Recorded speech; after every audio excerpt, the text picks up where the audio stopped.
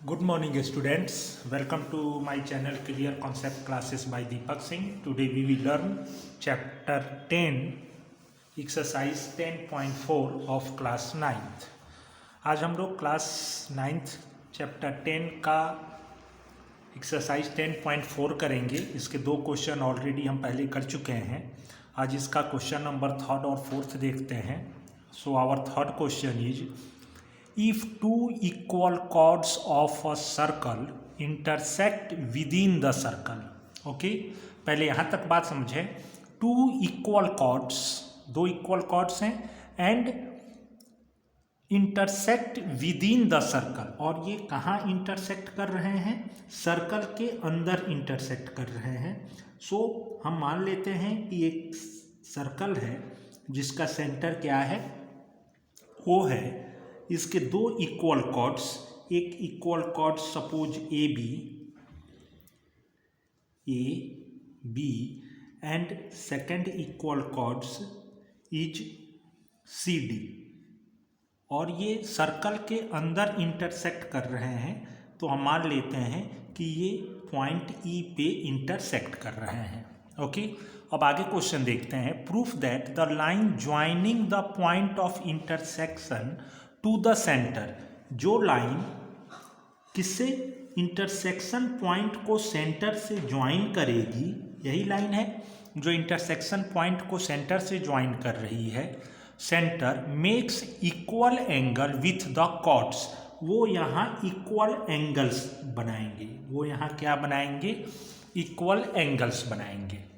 Okay, तो इस question को वेरीफाई करने के लिए आपको केवल क्वेश्चन नंबर 2 समझ में आना होगा. कि आपको अगर क्वेश्चन नंबर 2 समझ में आया था, कल एक क्वेश्चन हम लोग क्वेश्चन नंबर 2 किए थे कि अगर दो इक्वल कॉर्ड्स सर्कल के अंदर इंटरसेक्ट कर रहे हैं तो उसके कॉरस्पॉन्डिंग सेगमेंट्स जो हैं वो इक्वल होते हैं.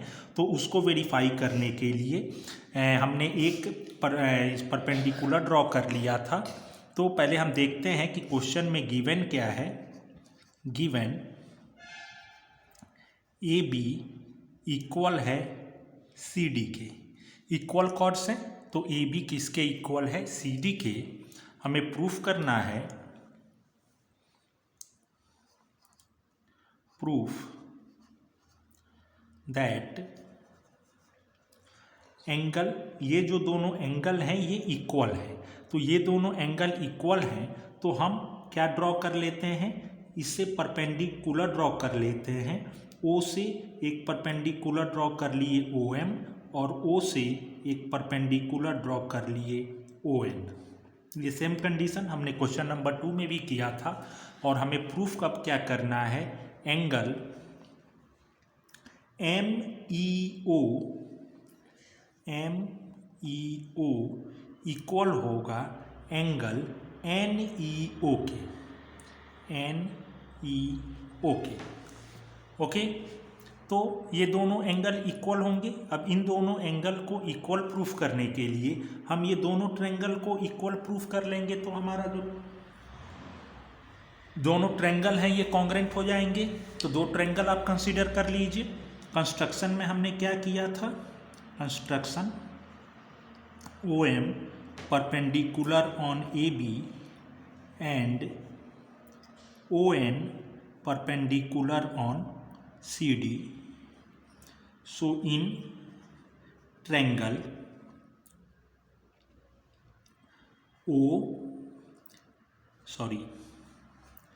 in triangle MEO and triangle NEO, हमने ये दो ट्रायंगल कंसीडर कर लिया. कौन कौन सा ट्रायंगल? MEO एक ये ट्रायंगल और दूसरा NEO ये दूसरा triangle. So in both triangle OE ये इक्वल होगा OE के. ये क्या है? Common. Next OM equal to ON. ये आप जानते हैं कि अगर टू इक्वल कॉर्ड्स हैं तो वो सेंटर से इक्वल डिस्टेंस पे होते हैं. तो OM इक्वल होगा ON के. और angle M E is equal to angle O N E, ये दोनों कितने डिग्री के होंगे? 90 डिग्री के, क्योंकि आपने परपेंडिकुलर ड्रॉ किया है और ये परपेंडिकुलर होता है। तो अगर ये तीनों इक्वल मीन्स आपको 3 कंडीशंस मिल गए, means triangle M E O is congruent to angle N E O by R H S, ये आर एच एस से दोनों कॉन्ग्रेंट होंगे। And if both triangle are congruent so angle M E O is equal to angle N E O by C P C T.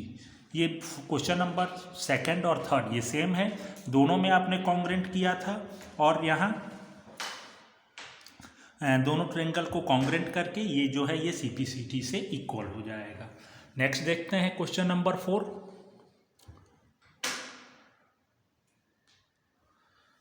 If a line intersecting two concentric circle, concentric circle means same centre से जो दो ये circle draw हुआ है दोनों का centre क्या है? O है। अगर कॉन्सेंट्रिक सर्कल को एक लाइन इंटरसेक्ट कर रहा है किस पॉइंट पे? A, B, C and D पे। A, B, C and D पे हमें प्रूफ करना है कि AB इक्वल होगा CD के। AB किसके इक्वल होगा? CD के इक्वल होगा। ओके, सॉल्व करते हैं, इसका वेरिफिकेशन करते हैं। सबसे पहली बात कि हमें इसमें प्रूफ करना है, proof that AB is equal to CD। Okay, हम कंस्ट्रक्शन कर ले रहे हैं। कंस्ट्रक्शन ड्रॉ O से AB पे परपेंडिकुलर ड्रॉ कर लिए, OM कर दिए इसे। Draw OM perpendicular on AD, AD पे OM एक परपेंडिकुलर ड्रॉ कर लिए। ओके, अब हम यहाँ ट्रायंगल फॉर्म कर ले रहे हैं, ये ज्वाइन कर दें और ये ज्वाइन कर दें। ठीक है, तो यहाँ 2 ट्रायंगल हो गए हमारे पास। एक ट्रायंगल हो गया OM, OBM एंड OCM। तो ये दोनों ट्रायंगल कॉन्ग्रेंट हो जाएंगे। ये अगर दोनों ट्रायंगल को हम कंसीडर कर लें तो ये दोनों ट्रायंगल कॉन्ग्रेंट हो जाएंगे। ले देखते हैं, in triangle OBM, OBM and OCM, OCM, ये 2 ट्रायंगल हमने कंसीडर कर लिया। See in both triangle OM equal to OM, ये कॉमन होगा, इट्स कॉमन। OM दोनों में कॉमन हो गया। OB equal to OB equal to OC, ये क्या है? ये सर्कल के रेडियस है। तो अगर सर्कल के 2 रेडियस हैं तो दोनों इक्वल होगा। OB किसके इक्वल होगा? OC के। अच्छा, अगर हमने ये हम पहले जानते हैं कि अगर परपेंडिकुलर हम ड्रॉ किए हैं तो ये 90 का होगा और ये 90 का होगा, मीन्स एंगल OMB ये इक्वल होगा एंगल OMC के बाई ये 90 degree. So both triangle OMB is congruent to triangle OMB, ये कॉन्ग्रेंट होगा OMC के। ठीक है, OMC के बाई RHS। और अगर दोनों ट्रायंगल कॉन्ग्रेंट हो गए इट मीन्स BM इक्वल होगा CM के बाई CP/CT। इसे हम इक्वेशन फर्स्ट मान लेते हैं। Okay, it is our equation first. अब देखते हैं, अब हम ट्रायंगल कंसीडर कर ले रहे हैं, ज्वाइन कर दे रहे हैं किसी OA एंड OD को, OA और OD को। तो यहाँ भी 2 ट्रायंगल हमें मिलेंगे। In triangle in triangle O M A, एक ट्रायंगल ये हो गया O M A, and triangle O M D, second triangle ये हो गया हमारा O M D.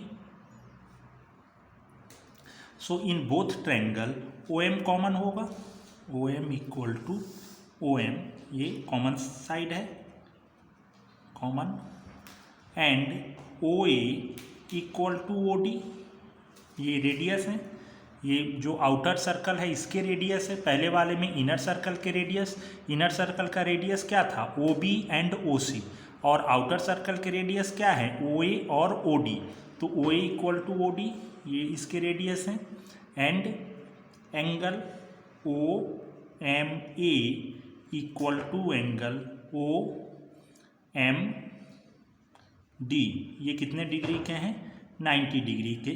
So both triangle O M A is congruent to triangle O M D by RHS.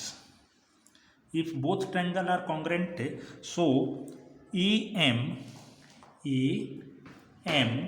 Equal होगा MD के या DM के by CPCT, ये हो गया हमारा इक्वेशन सेकंड। अब इक्वेशन सेकंड से इक्वेशन फर्स्ट को माइनस कर देते हैं, यहाँ देख लें, subtracting equation first from second equation से फर्स्ट इक्वेशन को माइनस कर ले रहे हैं। तो ए एम से क्या माइनस कर लें A M minus B M equal to D M minus C M.